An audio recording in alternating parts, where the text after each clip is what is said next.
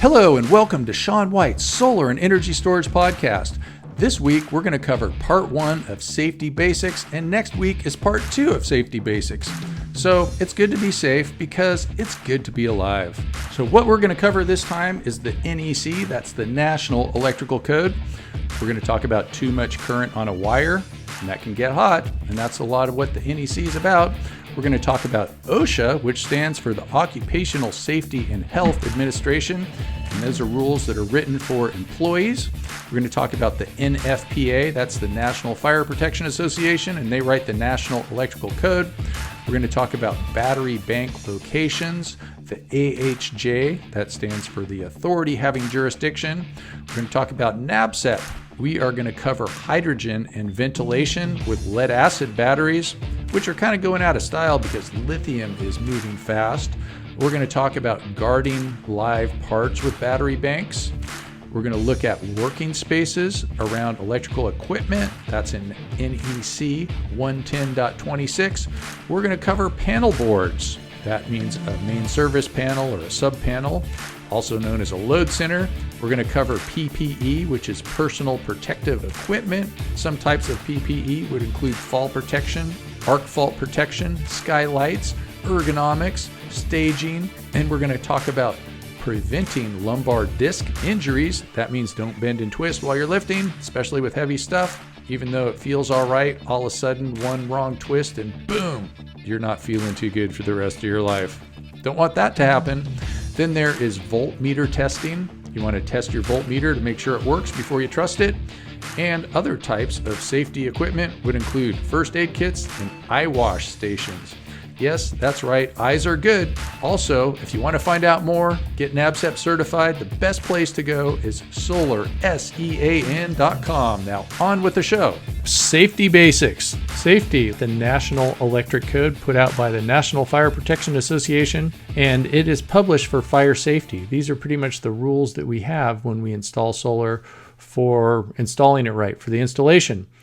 If you wanted to learn a lot more about the NEC, it's super complicated. We're going to comply with the rules for the NEC, but we're not going to dive deep into the NEC because that's advanced PV. And so too much current on a wire can start a fire. A wire, a conductor, is typically copper with an insulation around it.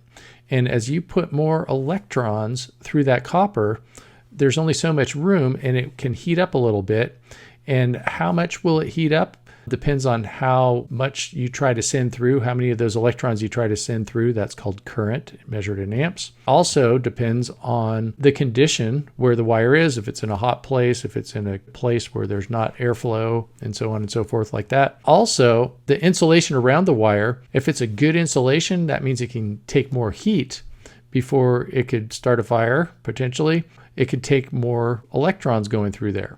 That's what the NEC is a lot about. It's a lot about all these electrons and where they're going and how much you can fit on a wire, and voltage, which makes a spark, and current, which is flow. And we're going to get deep into that in the next section. This is safety. Safety is so exciting. We're going to make it as exciting as possible here and talk about OSHA next. Occupational Health and Safety Administration, OSHA. These are the people that determine safety according to actually occupational. So this is really for employees. So if you wanted to be technical about it, you could be like, well, I'm not the employee. I own this business. And then you could go kill yourself legally, but don't do it. And do all the safety requirements, even if you are not an employee. But that's where people could get into big trouble, is if their employees are not doing the safe things. And I know people that have had employees that got killed, and that's not good for the employer. Besides being in big trouble and having tons of paperwork, they have guilt for the rest of their lives for these people. Even if it wasn't really their fault, sometimes it's a fluke, but they still feel pretty bad that somebody that they knew that had a family is no longer with us. So let's pay attention to some of this OSHA stuff. And also, all the OSHA stuff that you ever want to know is for free. Just go Google it on the website and you can find all kinds of OSHA stuff there. I wish the NEC was for free. It's usually about $100. You could actually get it from the NFPA website, and you can look at it for free, but you have to sign in and you can't download it on your computer, and it gets more difficult there. It used to be for free on archive.org. I got one of those copies.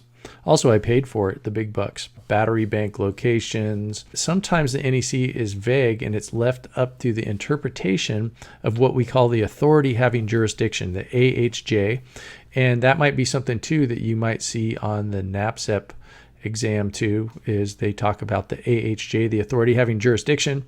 So they are the city, the county, whoever says this is a good installation. Sometimes it could even be the utility, but typically we're thinking the inspector and the building department for the AHJ. So it says in the code that you should have sufficient ventilation. What do they mean by sufficient? It's up to them to decide. Some people might have little computer fans blowing out their battery banks. Some other people might have a hole at the top of their battery box where the hydrogen gas, that's what happens when you overcharge a battery, can escape, and hydrogen's lighter than the rest of the air, so it goes up. And so it's showing you just like the NEC. So we would say National Electric Code, Article 480, Section 480.9. And 480.9a is ventilation. That's how you look at the NEC there. Then also another vague thing says live parts. And so that's tops of your batteries and the places where you hook the cables and conductors up to the batteries. And it just says guarding. So you should guard them. And it says shall comply also with 110.27. We're not going to go to 110.27. Then also working space. And so the space around your equipment. And this actually says it should comply with 110.26 of the National Electric Code. This is a part of the code too that a lot of people look at, and it just tells you how much space you need. And one of the things that I've noticed is in some states, the AHJs, that means the building departments and things, are making people put little signs by their panel boards. Panel board is also a name for a sub panel or a main service panel that says that you can't pile up junk within 3 feet of the panel board. It doesn't say junk, but you get what I'm saying. And so they're complying with table 110.26a1. And personal protective equipment, that's something that you should know. PPE, they also call it. And it's just the stuff that protects you.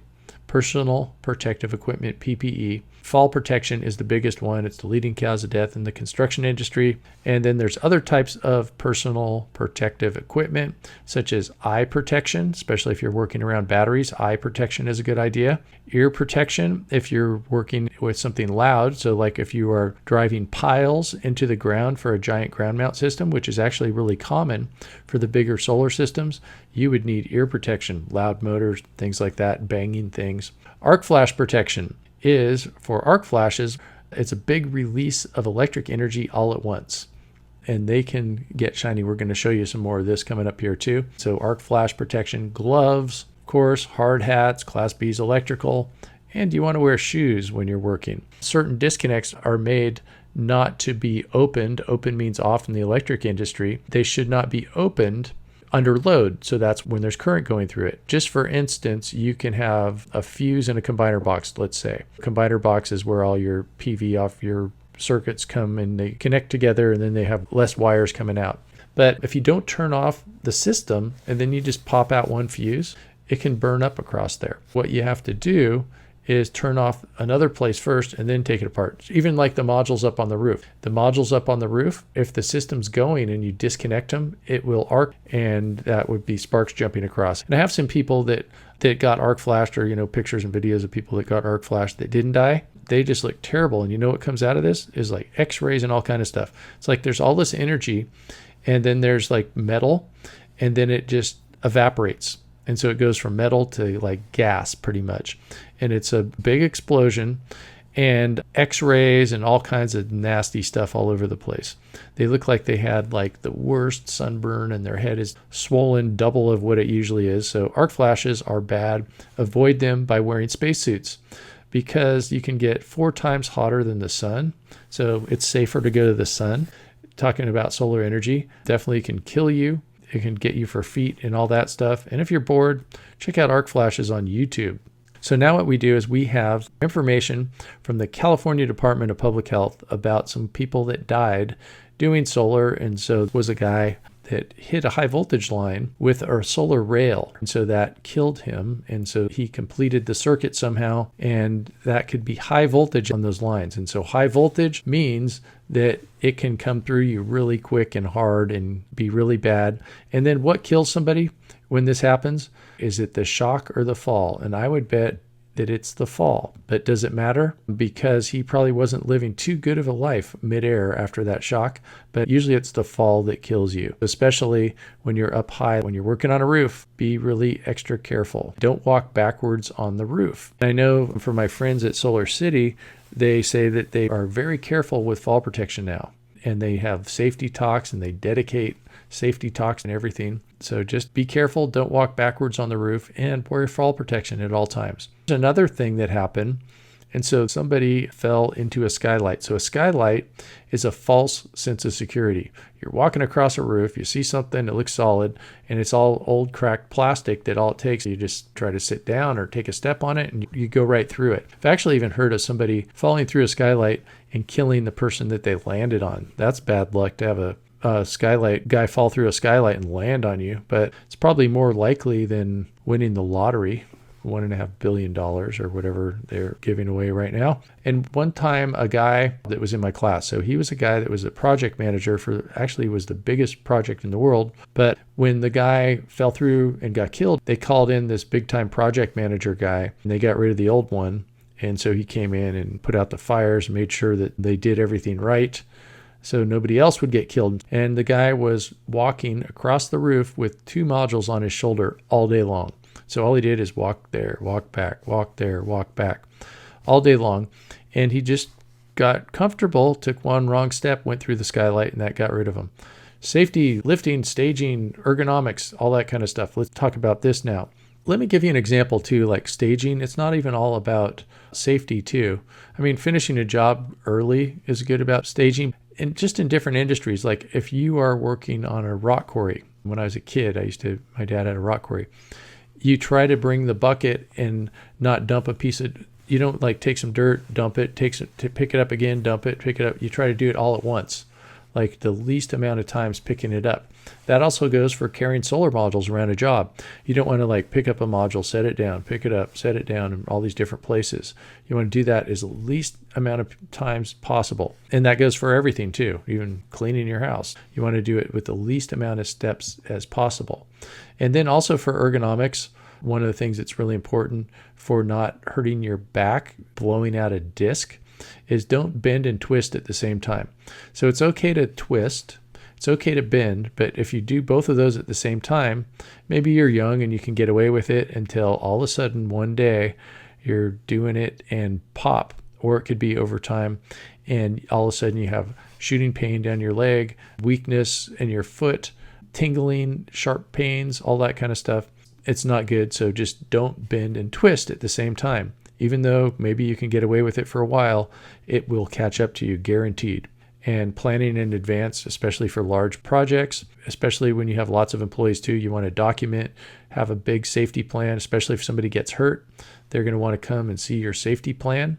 And you want to also make sure you have good equipment, voltmeters that work, test your equipment too. And even speaking of that, if you have a voltmeter, you want to test your meter before you trust it. Make sure that thing works. Test it on something that you know is live.